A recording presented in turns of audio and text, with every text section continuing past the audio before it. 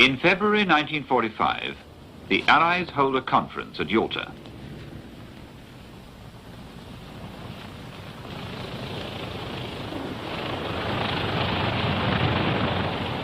It's a triumphant Russia that greets Churchill and Roosevelt.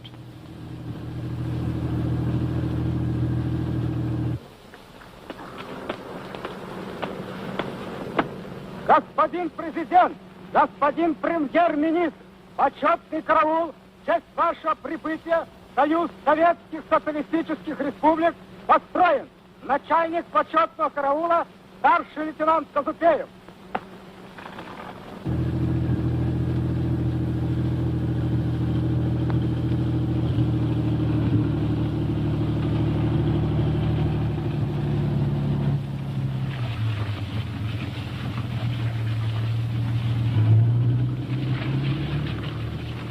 Together, the Allies planned the victory. Now they must organize the peace, and that's even more difficult. Who will make the decisions? The big three alone. Churchill, the fighter. He has always mistrusted Stalin. His personal prestige is immense, but already the British Empire is cutting a relatively poor figure. It's no longer able to impose. It must persuade. Stalin, the Bolshevik. He is at the height of his power. All his life he's had to scheme and plot. Today, he is the strongest there. Roosevelt, the pacifist. He directs the most powerful country in the world, but he doesn't believe in force. About Germany, there is agreement. She will be demilitarized, denazified, and occupied. Thanks to Churchill, France will also have an occupied zone. The four powers will be at Berlin. For Europe, the bargaining is over. But what about Romania, Bulgaria, Hungary?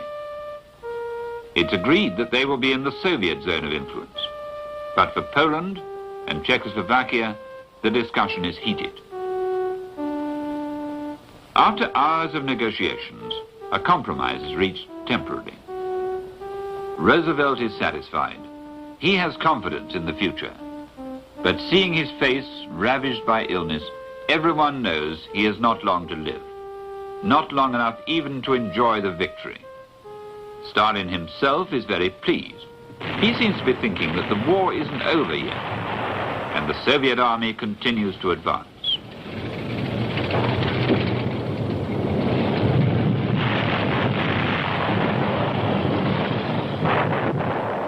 On April the 16th, Zhukov and Konev take the offensive again and cross the Oder.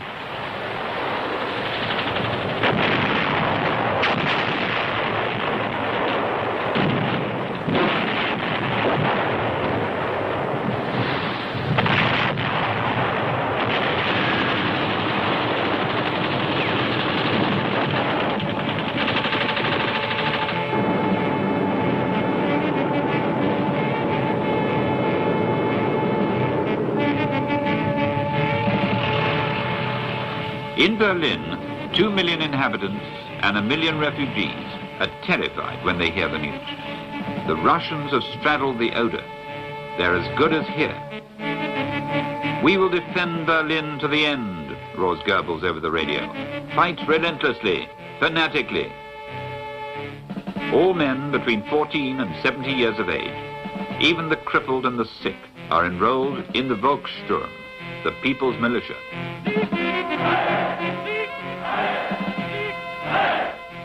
For your women, for your children, for your mothers, the Führer has said. There are not enough guns. No matter. Everyone will receive a miraculous weapon. And with this, each Berliner, man, woman, or child, will destroy his Russian tank.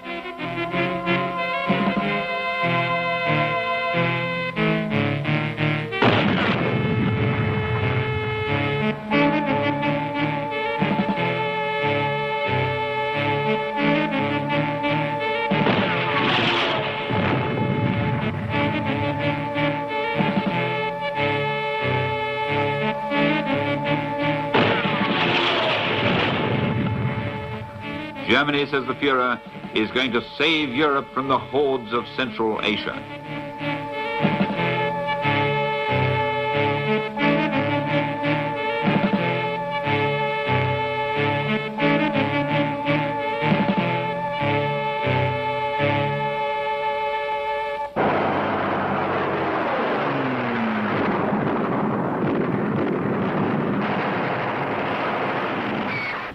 In the West, 5 American armies invade Germany. After crossing the Rhine, the Americans discover a pile of ruins. There's nothing but a facade.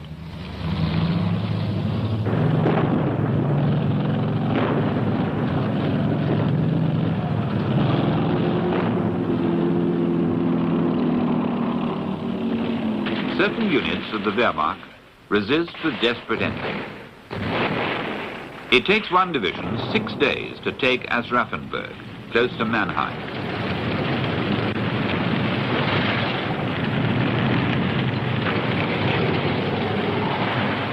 And each time, it's necessary to call on air support.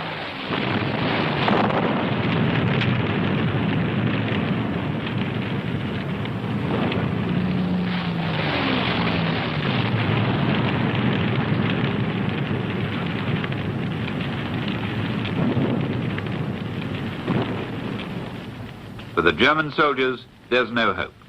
Not anymore. Neither to the east, nor to the west. So why do they continue to fight as they do?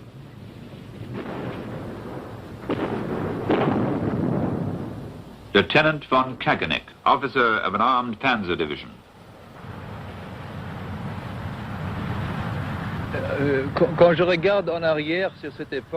When I look back on this era, 27 years ago, I see it like a dream, like a mad dream, like a nightmare. It was an ever-accelerating disaster, like a film which unrolls faster and faster. I remember the bombardment of Düsseldorf.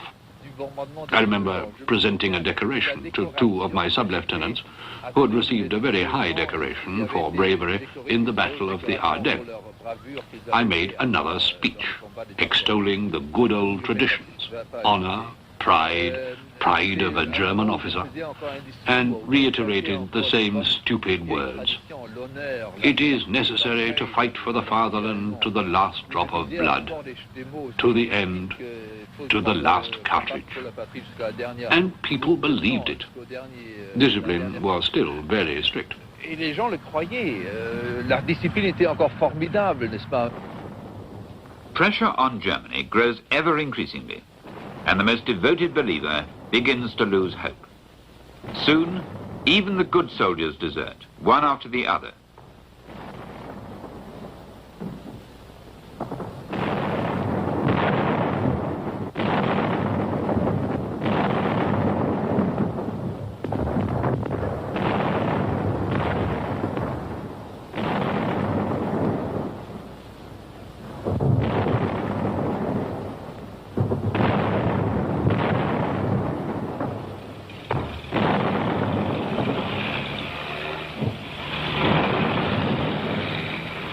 Entire divisions surrendered. On April the 18th, the whole of Army Group B, a total of 317,000 men, is taken prisoner in a pocket of the Ruhr. German civilians begin to ask themselves, are the Americans, after all, conquerors or liberators?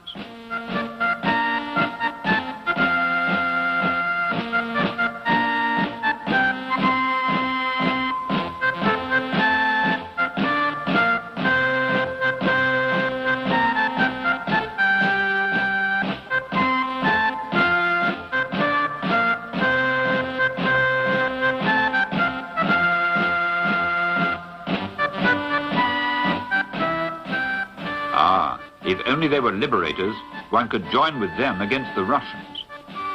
General Galland even offers the Me-262 jets to the Americans.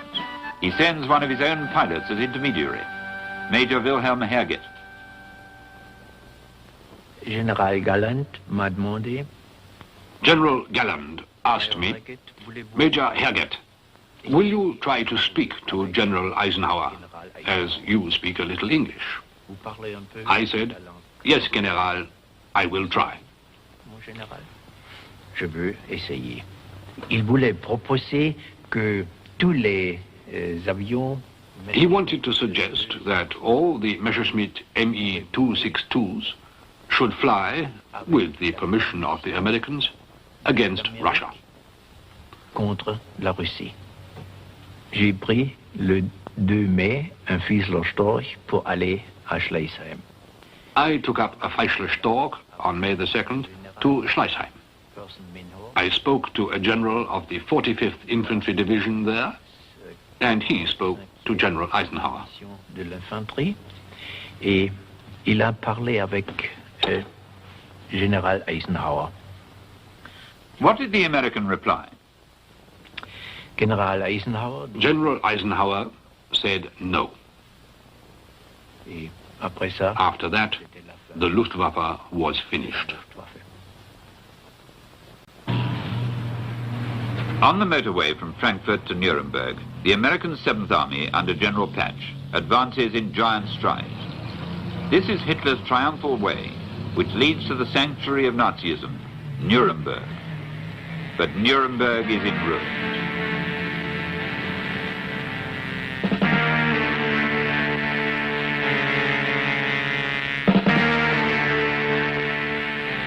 Frenetic Nazis once acclaimed their Führer here.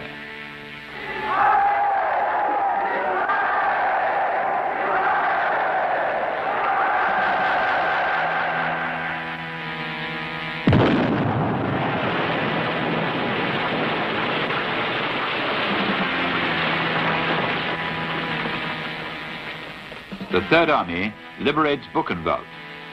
A horrified Patton asks Eisenhower to come and see it for himself. Never in my life, in any circumstances, said Eisenhower, have I had such a shock.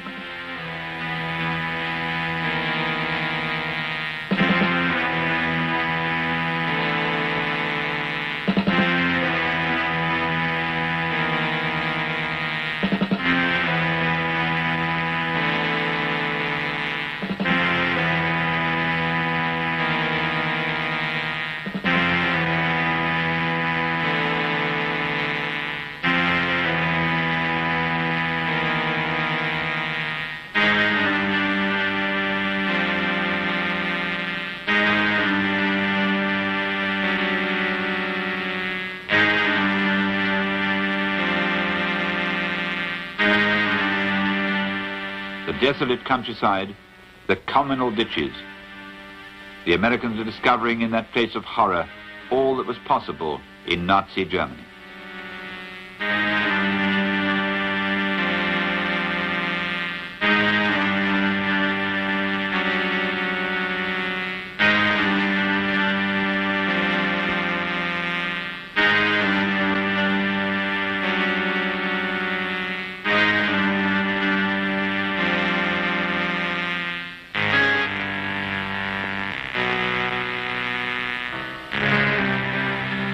We didn't know about it, wail the Germans.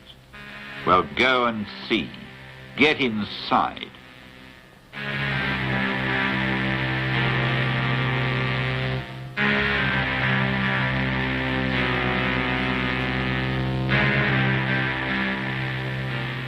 Look at the crematorial ovens. Look at the piles of bones.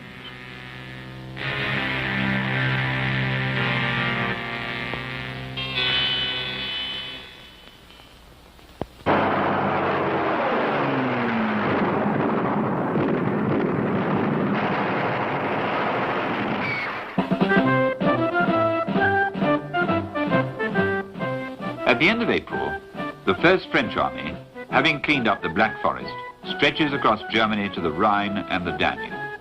The 2nd Divisional Brigade goes as far as Berchtesgaden. The French First Army takes Freiburg, then Stuttgart. Stuttgart, which is in the American operational zone. Truman protests to de Gaulle, who replies, "Here I am, here I stay." 28,000 German prisoners replace the liberated French prisoners in the prison camps. For 5 years they waited for this day, never doubting that they would be freed by French soldiers.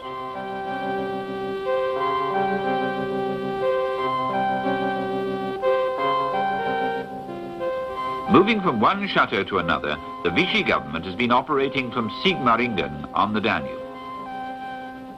But Pétain and Laval have separated. Pétain is in Switzerland and Laval in Spain by the time the 5th Armoured Division arrives on April the 22nd. The 2nd, waiting impatiently in France, demands to be in at the kill. On April the 29th, Leclerc comes into Germany with one idea at the back of his mind: to capture Hitler's lair at Berchtesgaden. Officer Cadet Jean Raison. It was victory. It was the end of a long road, of a ride that we had taken, for the oldest among us, since the Sahara, into the heart of Nazism. We all hoped and believed it, and truly all the world had done its best towards it. One was even afraid at any given moment of the possibility of armistice.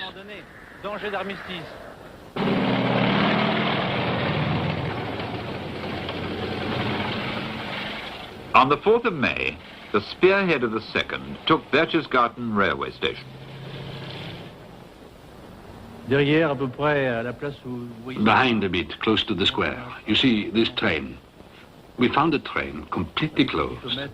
Sticking our noses in, as usual, some of us went to look inside. To our amazement, we found it stuffed with provisions, wines, pictures, all sorts of treasures. It was Göring's train. In the utter chaos of Germany in 1945, he had been moving his possessions from Karine Hall to Berchtesgaden. With the loot that Göring has pillaged all across Europe, from the churches, from the museums, the Cranachs, the Rembrandts, the Renoirs, the Manets, and ingots of gold, tons of gold. Captain Thuerin is the first to enter the Berghof, Hitler's villa above the town. He precedes Officer Cadet Raison. It's here exactly. This is where Hitler's villa was. You can only see the foundations, the ruins. There's not much left. Hitler had abandoned his villa, the ruins of his home, symbolic of all that was happening in Germany. The villa had been prepared for extraordinary events. Escape corridors ran through multi-level basements, which were protected by special defense posts equipped with automatic weapons.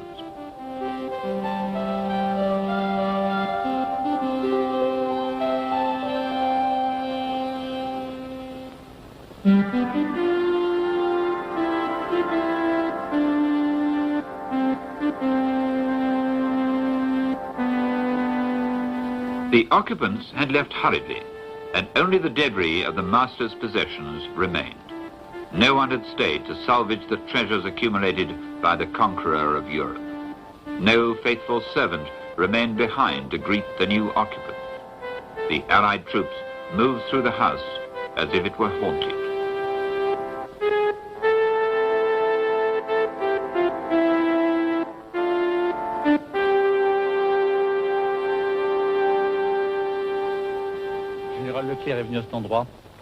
General Leclerc came to the spot the morning after, at about 9:30.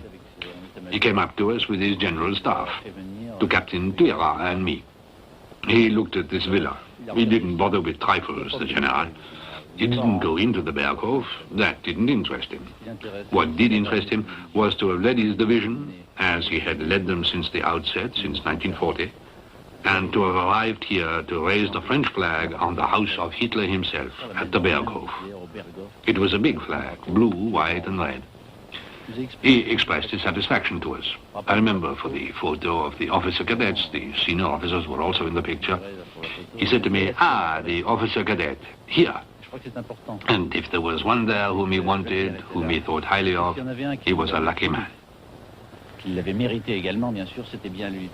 So far, so good, General Leclerc said to his men. But we must go up there, to the nest of the eagle, where Hitler felt he dominated the world.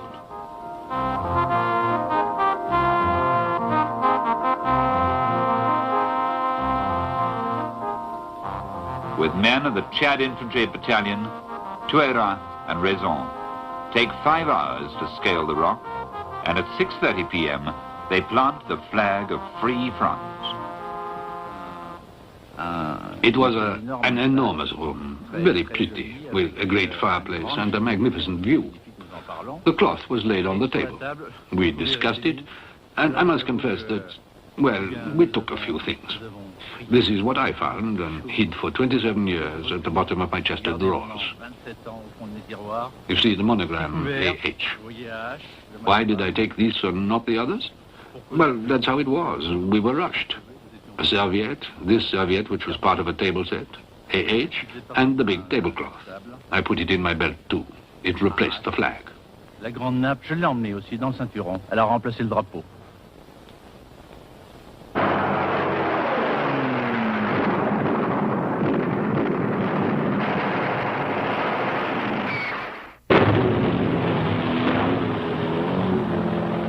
Throughout Germany, events move at breakneck speed. On April the 25th, the tanks of the American First Army reach the Elbe at Torgau.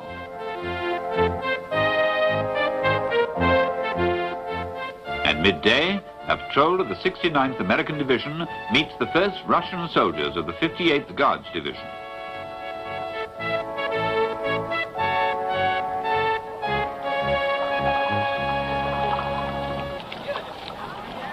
In 24 hours, Torgau, an obscure little market town in Saxony, has become celebrated throughout the entire world. War correspondents, photographers, cameramen gather to record the historic event. The handshake between the American General Emil Reinhardt and the Soviet General Vladimir Rusakov. The handshake between East and West.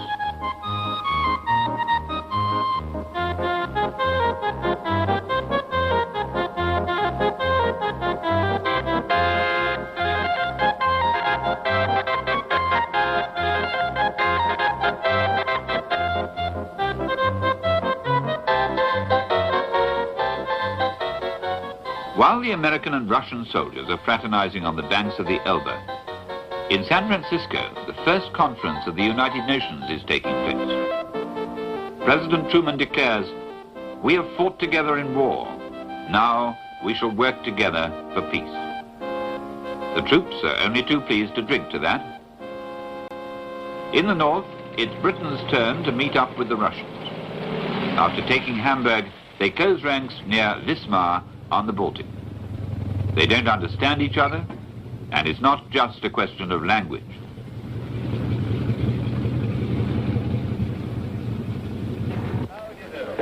How are you, pal? You're one of Joe Stalin's soldiers, and I'm pleased to meet you. We've both come a long way together, and we've done a Красная армия очень довольна тем, что наши союзники также били врага, как и мы. Very good. What does that mean? Eh? What does that mean? How do I know? How do I? Well, we can't speak the lingo, but we can fight the same way together, can't we? Yes. Well, all the best, old man. I'm very, very glad to have met you. Very glad indeed. Благодарим вас за помощь, которую оказали вы нам в войне против гитлеровской Германии. Thank you very much. We don't understand the language, but we mean the same thing. Don't be too sure about that. The handshake between Field Marshal Montgomery and Marshal Rokossovsky is a mere formality.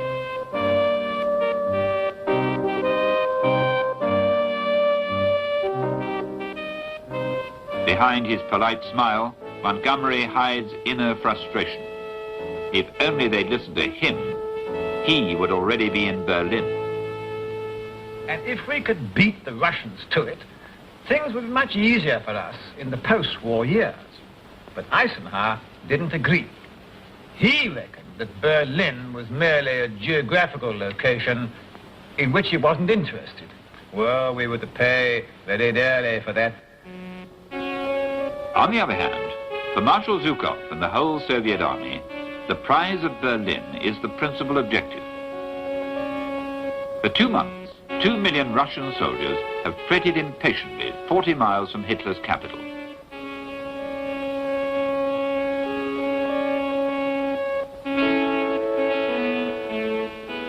On plans and scale models, the Soviet High Command has studied the final assault. All the Russian generals realize that they will have to take the city district by district, street by street. Among them, General Boltin. Le jour de la préparation de la bataille de Berlin, the day of preparation for the Battle of Berlin has arrived. 3 parties of Russian armed forces, those of Rokossovsky, Zhukov and Konev, were engaged in the operation of Berlin. The troops of Marshal Zhukov were to carry out the mission of honor, to remove the capital of the Reich. General, some historians claim that the other generals were jealous of this choice, and that they claimed the honor. In particular, Marshal Konev. sans doute, vous savez que le 1er avril, yes, no doubt that's true. On the 1st of April, the 2 marshals, Zhukov and Konev, were invited to headquarters, Staline a dessiné de sa propre main where Stalin himself sketched the border between the White Russian front and the Ukraine front. He had drawn them close to the town, Lubin,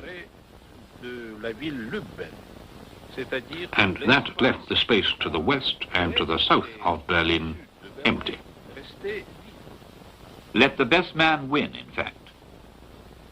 En réalité, yes, in fact, that's how it happened. And the battle, the assault on Berlin, occurred on 2 fronts, Zhukov's and Konev's. Konev was now able to throw all his tanks on Berlin. On April the 25th, the capital was surrounded.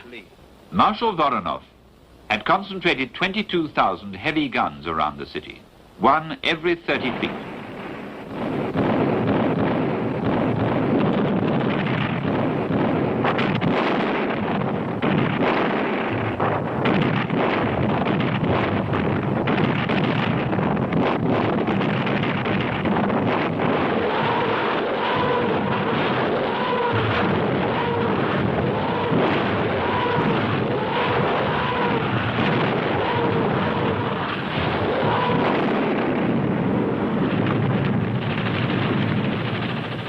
Soviet armies, 4 of them elite guards, and 3 assault formations attack all the suburbs of Berlin at the same moment.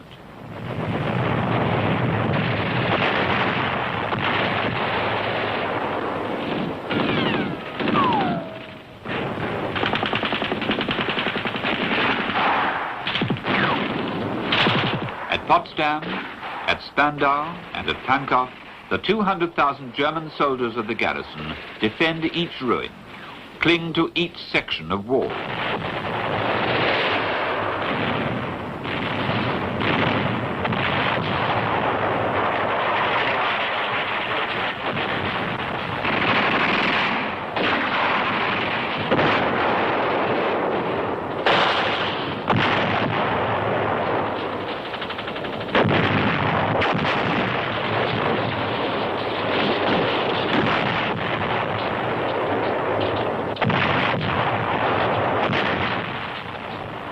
First day, it's obvious that the battle for Berlin is going to prove costly, very costly.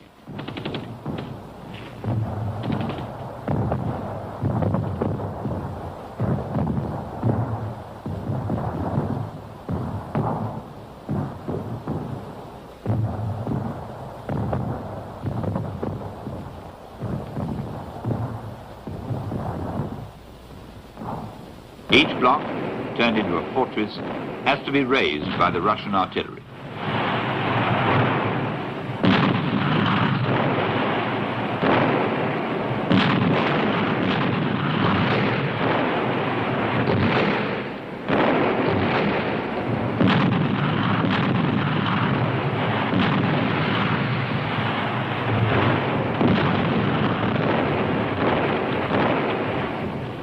Two million civilians are caught in the trap.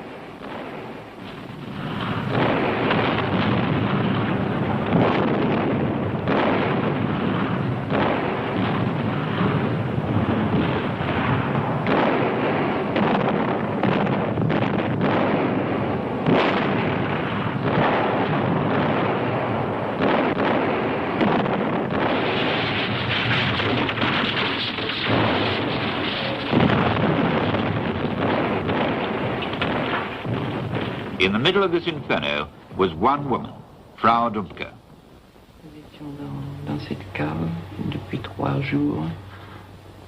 We were in this cellar for 3 days.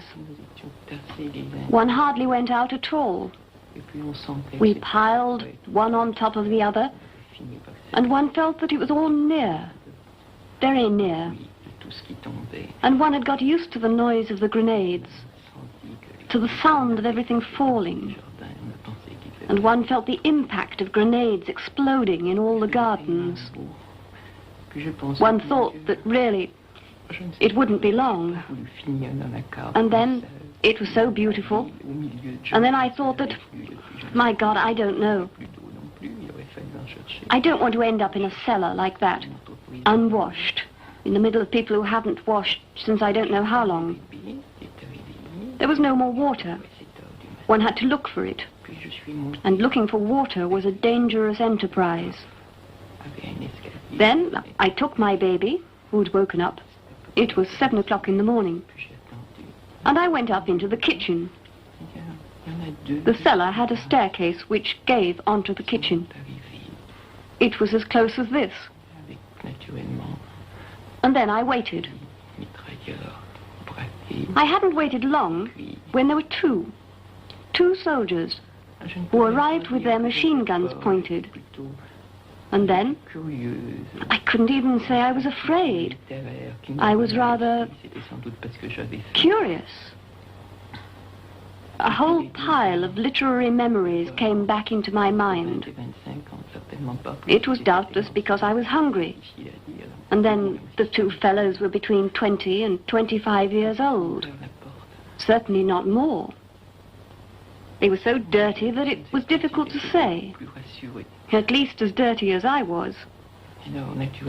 When they opened the door, my God, I don't know if they were much more confident than I was. Naturally, I didn't speak Russian. And then they had... It seemed silly. One of them smiled and pointed to the door which went to the cellar. Then I tried to make him understand that there were only women and one very old man. I don't know if he understood old man, but he understood there were women. Then he went down, and the other one smiled and tried to make my baby laugh.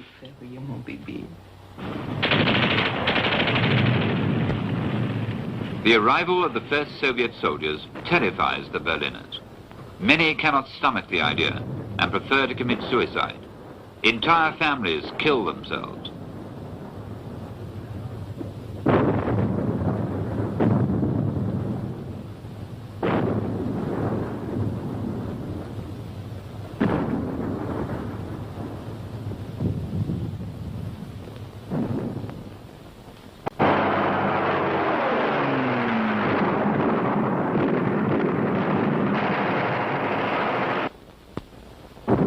Survival becomes increasingly grim for the Berliners caught in the city.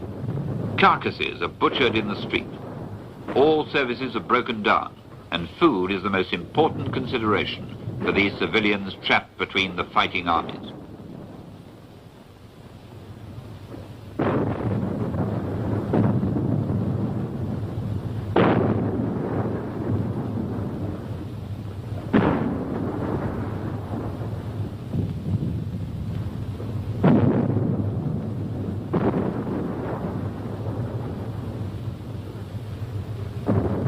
Water is even more precious than food, and people seek it everywhere, even in the drains.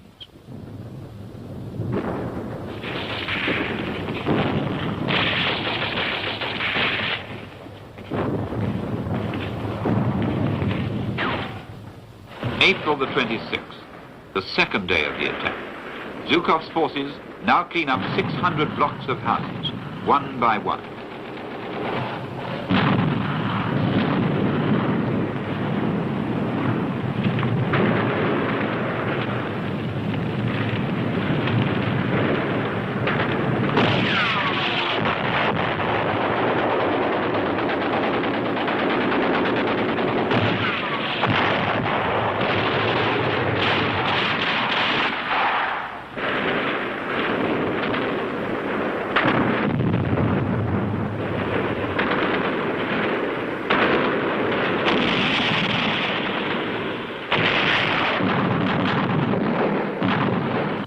27th of April, the 8th Army, under the command of Zhukov, the hero of Stalingrad, seizes Temmelhof aerodrome, 4 miles from Hitler's chancellery.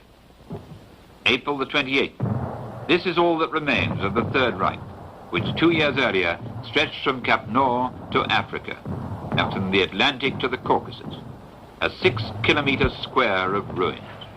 The Wehrmacht is no more.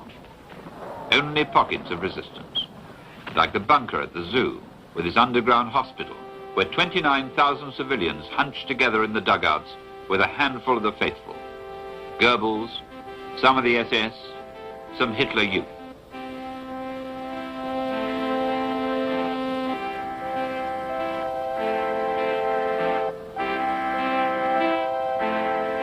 For the last time, Hitler comes out of his hole.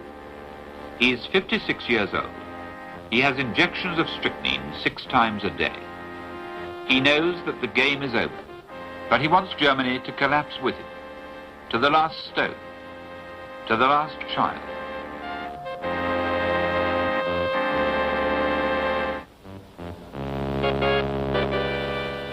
His only friend comes to say goodbye to him, Albert Speer. Hitler was hardly living, really. He was almost dead. I had the impression that his reactions were not the reaction of a living man. They were the reactions of a man who is already on the other side.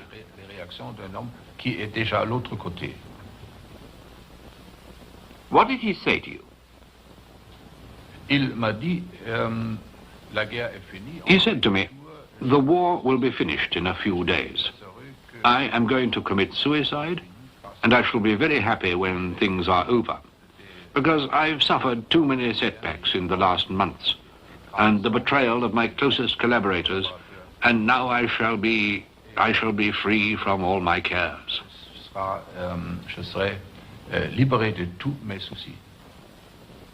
What did you think when you left him for the last time?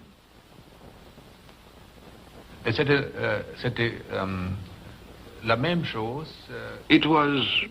was the same when I left him. I thought he would send greetings to my family, or perhaps that he would say to me that he would wish me luck. But he was as cold as ever. I think now that he was upset because I didn't want to stay in Berlin and commit suicide with him. Here, in this bunker, on April the 30th, Hitler names Grand Admiral Dönitz as his successor, then marries his mistress, Eva Braun. At 3:30 p.m., Eva Braun poisons herself. Hitler kills his dog and puts a bullet through his own head.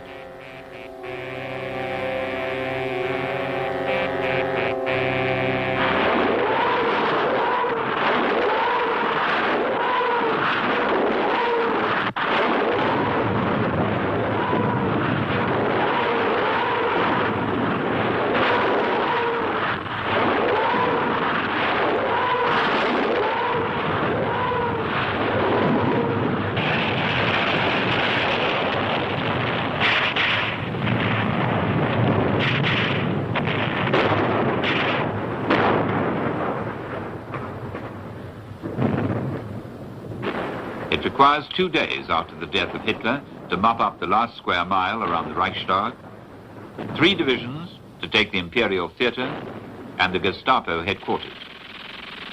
3 regiments are required for the final assault on the Reichstag, where the last defenders of Berlin are resisting. There are 2,000 German soldiers left.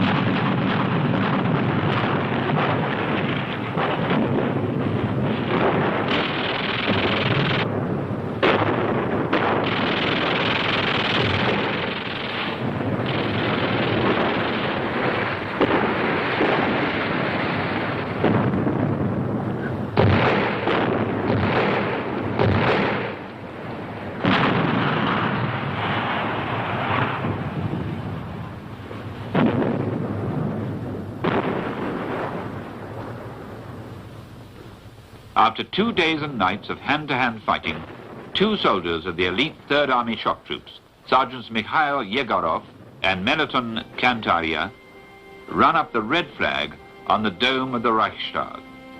It is 8:23 a.m. on May the 2nd, 1945.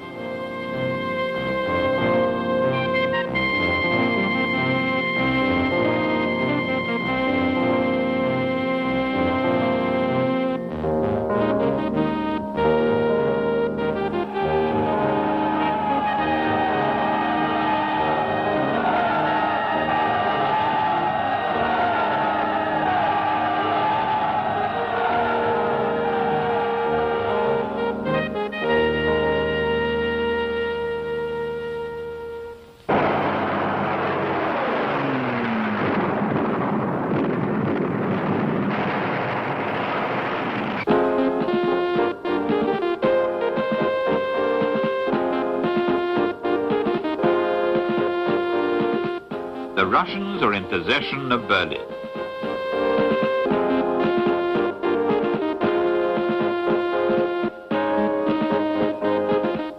For the first time since the outbreak of war, Marshal Zhukov has a smile for the cabinet. He smiles when he sees the ruins of the Chancellery, the great gallery where Hitler lauded it amidst foreign ambassadors and believed himself to be the master of Europe.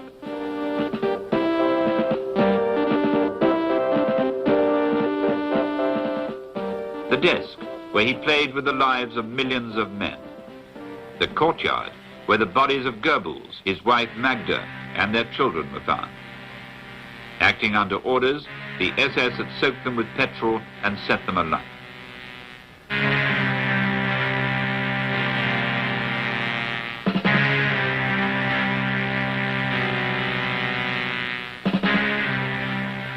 And the Führer, is that him?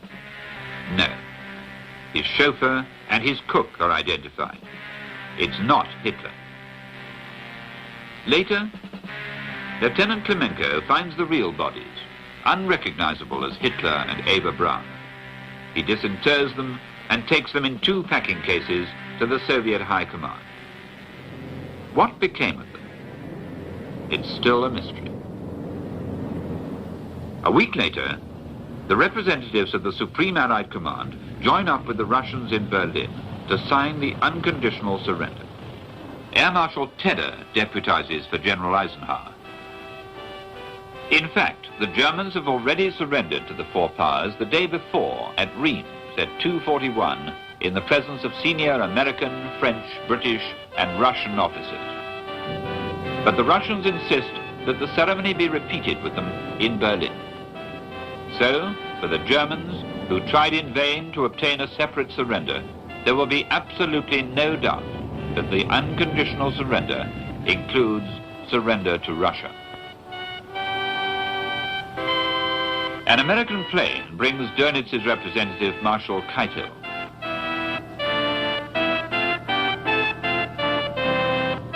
As he reads the texts that have been sent to him, and which he is to sign at once, the former chief of Hitler's general staff loses his last illusions.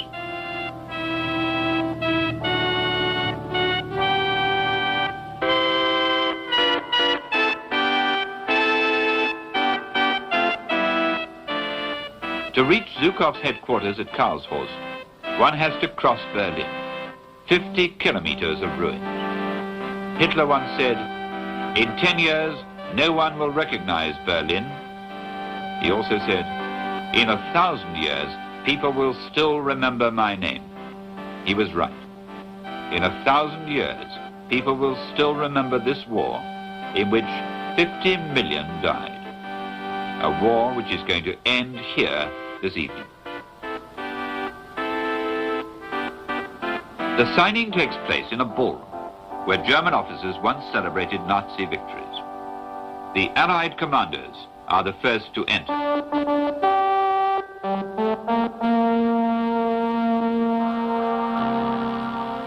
Led by Marshal Zhukov, they take their places at the far end of the table.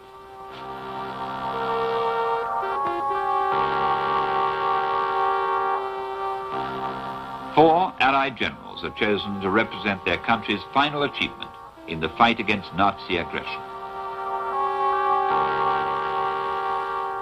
Air Marshal Tedder for Britain, Marshal Zhukov for the Soviet Union, General Spaatz for the United States, and General Delattre for France. These men have been designated to witness Nazi Germany's last official act, unconditional surrender.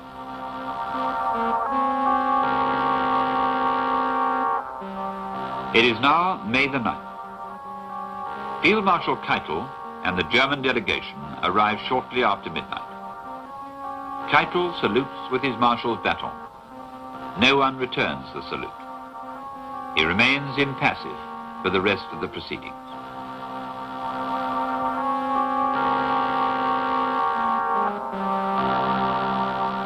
Marshal Zhukov asks Keitel if he has authority to sign the act of surrender.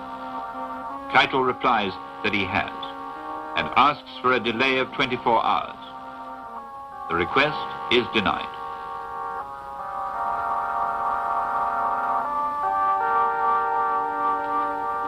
At 1:15 midnight, Keitel presents himself at the signing table and is handed the act of surrender. Keitel adjusts his monocle and dutifully signs the papers.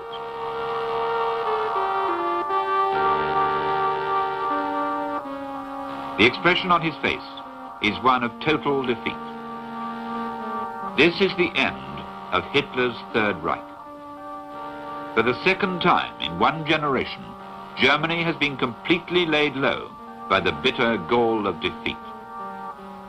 There is no pity for the servants of Hitlerism, and Keitel himself will end as a convicted war criminal. At 20 past midnight, Keitel has signed all 9 copies of the Act of Surrender, and the documents are passed to the Allied generals. Zhukov, architect of the Russian victory, signs first.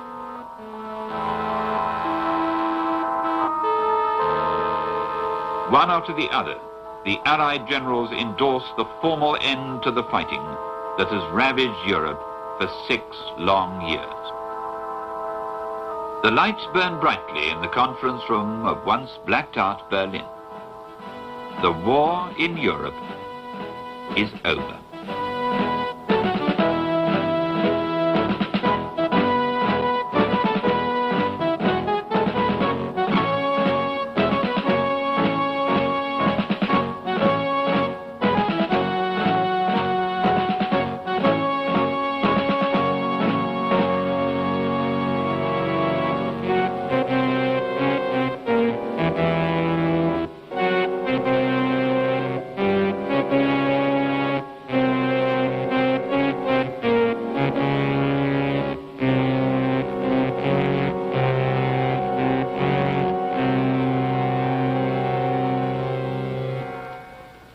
The battle you have just seen was one of the decisive battles of the Second World War, a war that affected the destinies of men and nations the world over.